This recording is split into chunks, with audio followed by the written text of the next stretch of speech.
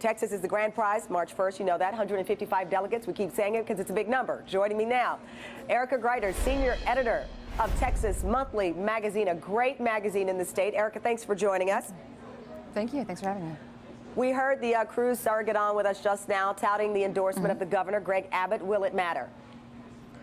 I think it matters to me. I mean, he's the governor of Texas, and he knows Cruz really well. He's a former boss of Ted Cruz. He was the attorney general who hired Ted Cruz as solicitor general, so they've worked together for years. They're genuinely close. They're friends. It's not really surprising that Abbott would endorse Cruz. Of course, Abbott, I think, would prefer Cruz. He knows him better than anybody. But it's nice to see the governor of the state come out and make it official. Well, I guess the question is not whether they like each other. It's whether or not it's enough to help him beat Donald Trump. Right now, he's up single digits. And the momentum certainly, whether it's evangelicals, whether it's the angry white vote, whether it's the most conservative or very conservative, it appears all leaning toward Donald Trump. I would be shocked if Donald Trump wins in Texas. I think Cruz, regardless of who's running, Ted Cruz will win Texas. That was true from the beginning of the campaign. He's very popular here. He's a senator.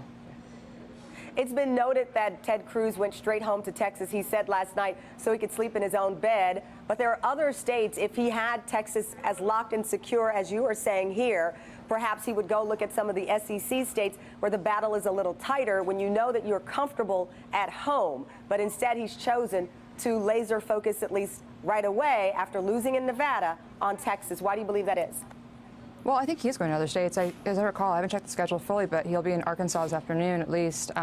So he's competing in other states also. I'm more curious about why Marco Rubio, who hasn't even set a goal of winning any of these states, is here in Texas, which he's not going to win.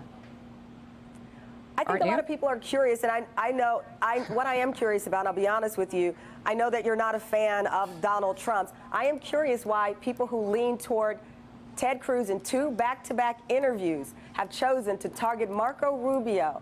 I've heard in the last 28 minutes from two Texans, you know, in the camp for Cruz, seemingly, who only focus on Marco Rubio. Do you know why that's trending this morning? Do you know why people keep asking what's going on there? Well, I'm happy to talk, trash about Donald Trump if you prefer that. I think he's a grotesque and worthless person, and I would never.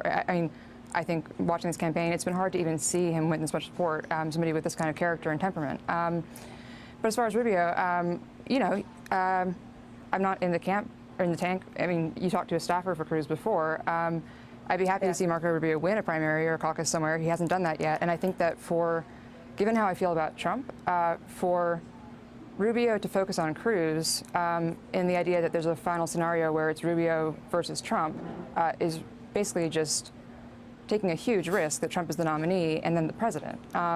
So I'd like to see Rubio compete. If Senator Cruz harder. loses Texas, is it done? Is it done for him if he loses Texas? Yeah, probably. And probably for me, too, because I'll know nothing about politics at all. Okay, I'll have you back on, and hopefully you'll still be employed, and me too. Thank you, Erica. That was a very strange answer, but thank you. On the